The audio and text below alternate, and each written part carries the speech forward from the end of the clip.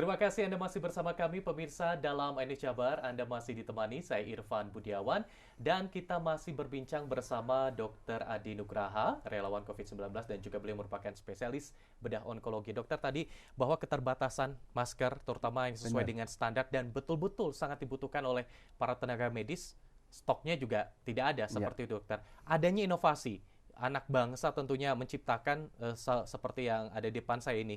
Ini masker seperti apa yang juga akhirnya diciptakan nih dokter? ya.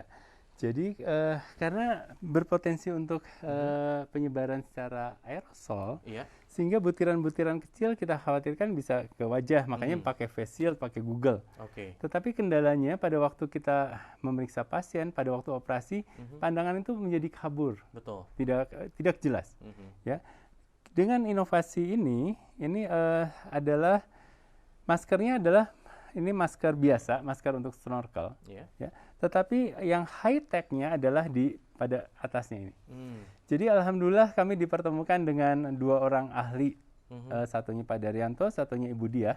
Beliau adalah ahli dari PTN, sekarang sudah Iya. pensiun, dan beliau Pak Daryanto itu yang salah satu mendesain tekanan udara dalam CN250. Jadi Mhm. timnya Pak Habibie. Mhm. Dia salah seorang ahli yang sangat jarang sekali mengenai uh, pursuit air di pesawat. Jadi orang langka di dunia pun langka. Ya, dia menciptakan ini dalam masker ini dengan sistem tekanan udara di dalam pesawat. Ya. Oke.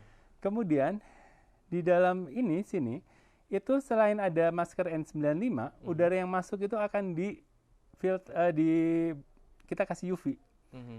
UV kita ketahui membunuh virus, bakteri. Iya. Jadi masuk pertama ke dalam corongnya itu kita kasih UV, Mhm. corong kedua kasih N95, corong ketiga adalah zat kimia yang dari jurnal internasional setara dengan food ingredient.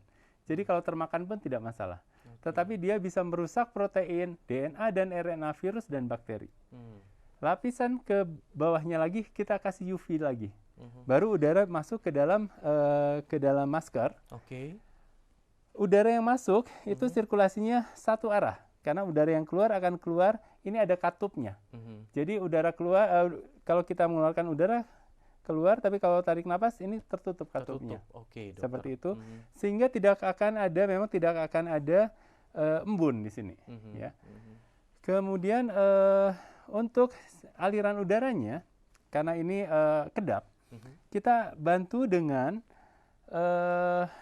mengalirkan udara yang ini dialirkan dengan bisa ada power bank Mhm. dan udara akan masuk ke dalam sini dan ada Oke. udara segar, jadi nggak akan sesak napas. Oke, oke. Mhm. Kemudian kita bisa kombinasi Mhm. dengan beberapa teknologi lain, yaitu tergantung dari penggunaannya. Oke. Kalau perlu lampu sorot untuk dokter THT atau dokter bedah, bisa nanti ada yang pakai lampu sorot. Kemudian juga untuk kamera, kalau kita periksa untuk ke ruangan perlu ada beberapa ahli, cukup satu orang yang masuk ke ruang isolasi. Mhm. Kita bisa kasih GoPro di sini. Mhm. Jadi teman-teman yang lain di ruang lain tidak perlu masuk ke ruang isolasi Oke. dan mereka tidak perlu pakai APD, tetapi semua terekam di sini. Mhm. Kemudian teknologi yang lain yang bisa kita terapkan di sini, kita bisa pakai sensor suhu. Hmm. Jadi nanti bagian screening, satpam dan sebagainya cukup memakai ini dan sekarang kan ditembak. Betul. Ditembak itu dalam jarak yang dekat sekali. Dalam jarak yang dekat sekali itu resiko para satpam di garda terdepan terkena itu tinggi sekali. Mhm. Belum kalau tiba-tiba yang ditembak itu periksa suhunya muntah atau batuk, bersin sangat mungkin sekali. Dengan ini dari jarak 2 meter saya akan tahu Mas suhunya 38. Ini suhunya 35, 36. Ada yang 40. Kita akan tahu mana yang merah dan mana yang hijau. Oke. Jadi kita bisa screening kayak di bandara.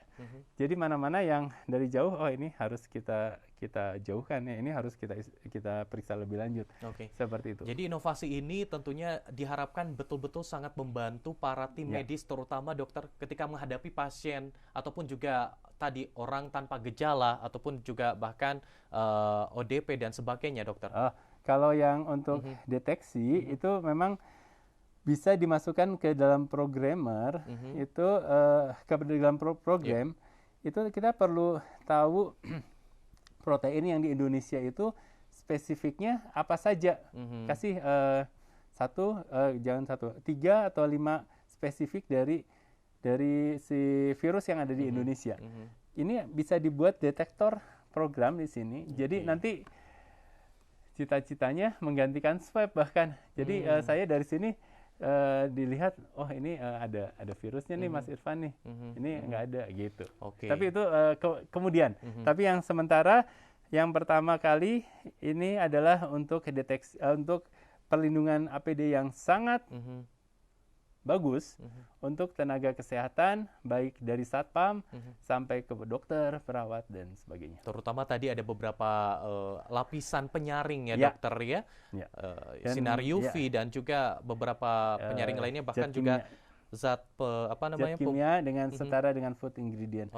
Sepertinya ini karya anak bangsa yang di dunia juga bisa dipatenkan karena baru satu-satunya. Baru ada di Indonesia. Baik, ini sebuah kebanggaan nih dokter. Dan rencananya ini akan mulai di launching atau sudah sampai tahapan mana nih dokter? Kita lagi tim ahli, lagi menguji pada beberapa dokter spesialis. Tadi pagi kebetulan juga dari Kemkes sudah tinggal